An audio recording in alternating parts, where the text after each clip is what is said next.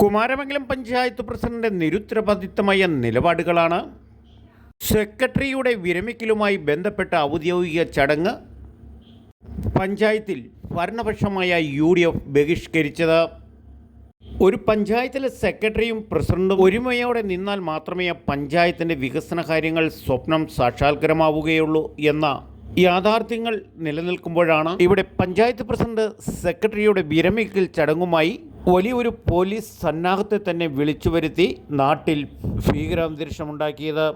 എന്നാൽ ഇതൊന്നും വകവയ്ക്കാതെ CPM മെമ്പറായ 6-ാം വാർഡ് അലി കുഞ്ഞ്, 10-ാം വാർഡ് മെമ്പറായ ഉഷ രാജശേഖരൻ, ബ്ലോക്ക് മെമ്പർ ബിന്ദു ഷാജിയുടെ നേതൃത്വത്തിൽ സ്നേഹാദരവ് നടത്തിയത് കേരളത്തിൽ തന്നെ വലിയൊരു ചർച്ചാ വിഷയമായ സാഹചര്യങ്ങളായിരുന്നു.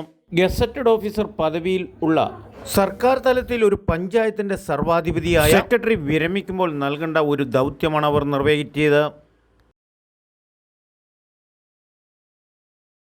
എന്നാൽ വിവരമറിഞ്ഞ കത്തോലിക്ക വിശ്വാസ സഭയുടെ എല്ലാ മതവിഭാഗക്കാർക്കും പ്രിയങ്കരനായ കാപ്പിപ്പൊടി അച്ഛൻ എന്നറിയപ്പെടുന്ന ജോസഫ് പുത്തപ്പുരയ്ക്കൽ സംഭവം നടന്ന പിറ്റേ ദിവസം കുമാരമംഗലം ഗ്രാമപഞ്ചായത്തിൽ എത്തുകയും സെക്രട്ടറി ഇല്ലാത്തതിനാൽ സെക്രട്ടറിയെ വീട്ടിൽ നിന്നും വിളിച്ചു വരുത്തി സ്നേഹാദരവ് രേഖപ്പെടുത്തിയത് പഞ്ചായത്തിലുള്ള സ്റ്റാഫുകൾ ഉൾപ്പെടെ രാഷ്ട്രീയം മറന്ന UDF മെമ്പർമാർ ഉൾപ്പെടെയാണ് സ്നേഹാദരവ് നൽകിയത്. അങ്ങനെ പഞ്ചായത്ത് നൽകാത്ത വലിയൊരു സ്നേഹാദരവ് പഞ്ചായത്തിൽ വെച്ച് തന്നെ തനിക്ക് കിട്ടിയ അഭിമാനത്തിലായിരുന്നു സെക്രട്ടറി ഷേർലി ജോർജ്.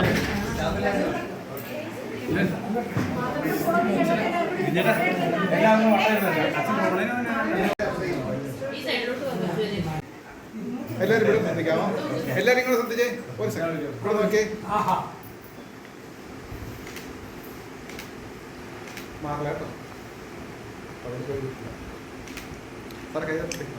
ഇവിടെ നിന്നും ഇന്ന് റിട്ടയർ ചെയ്തു.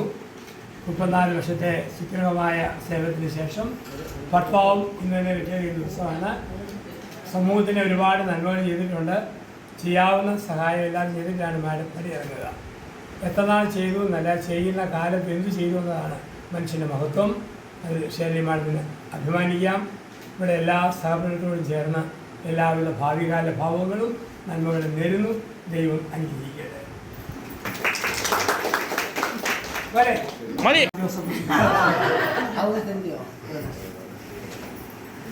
നാട്ടുരാജ്യ ന്യൂസിനു വേണ്ടി കുമാരമംഗലത്തു നിന്നും റിപ്പോർട്ടിംഗ് KK വിജയൻ.